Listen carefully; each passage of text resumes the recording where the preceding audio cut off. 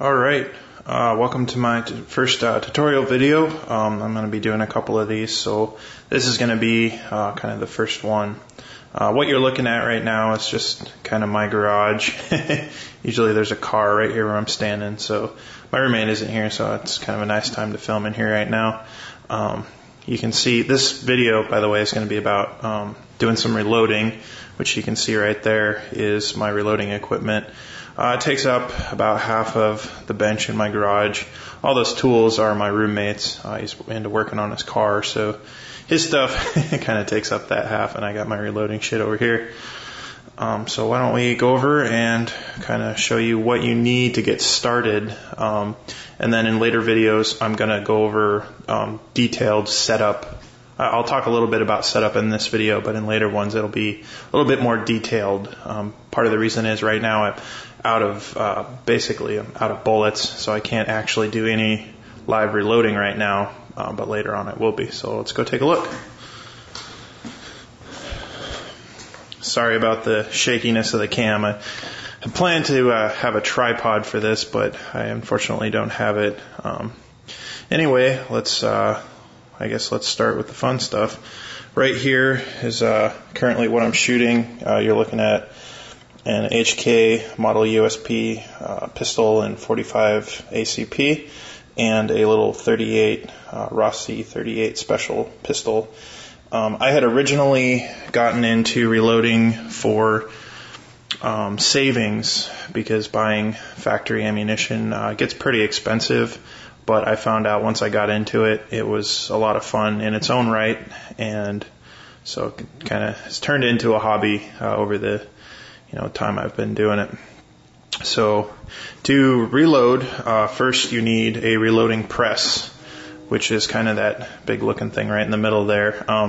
That is what's called a progressive press, in that it will do multiple operations at the same time.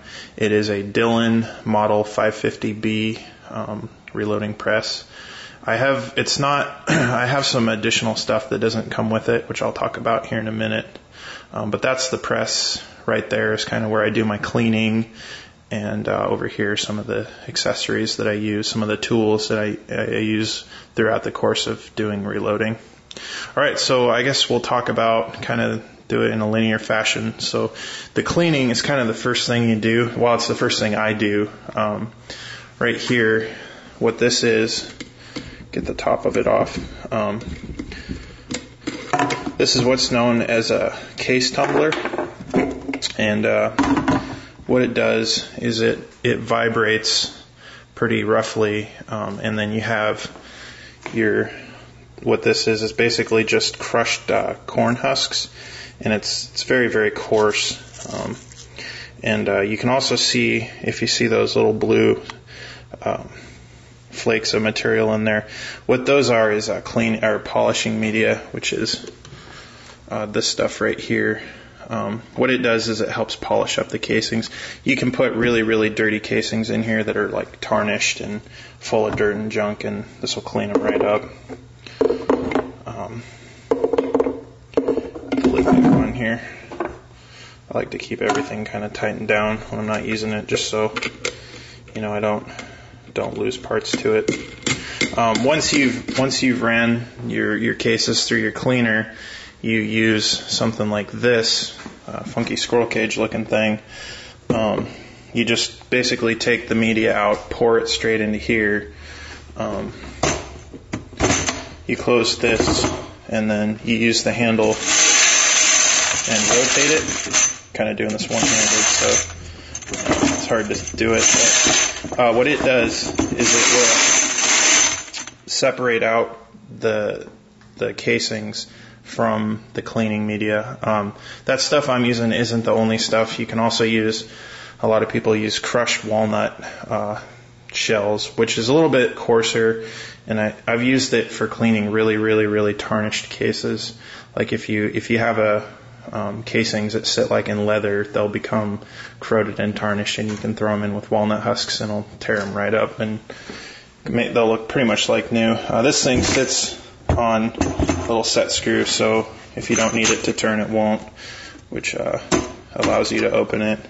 And then, when you're done, down here will be all the media. You just take it out, pour it straight into there, and you're good to go. And you got all your casings.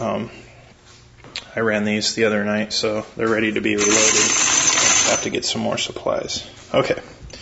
So once you're done with this thing, what I do is I have this is just like a CD case. I pour them into here, and I use this to pick them out of as I'm reloading. The press itself, I guess I'll talk about the major features of the press.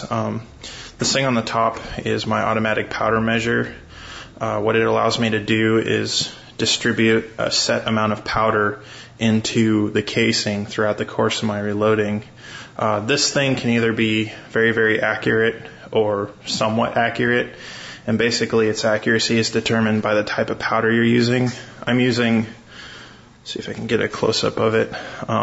It's called flake powder or flattened ball powder. It's very, very small, and so it fills up the powder cavity, which is kind of in here. There's a cutout piece on this bar. This bar goes back and forth as you reload. But there's a cutout cavity in there, and the flattened ball powder fills it up almost completely. So for each swing of that arm, you get a very precise amount. I mean, it's accurate within to probably like 1/10 of a grain, I think. If you use different powders, if you use some of the larger extruded powders, these things aren't so accurate.